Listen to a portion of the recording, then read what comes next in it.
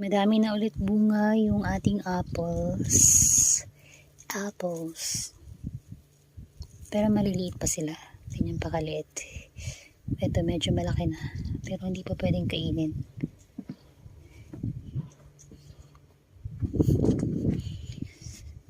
Parang magkakaroon ulit ng bunga yung aking sili.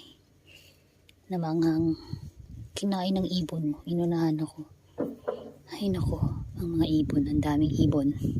Ito naubos na din. Inunahan na ako talaga. Ito, kunin ko na nga. Kainin ko na nga to.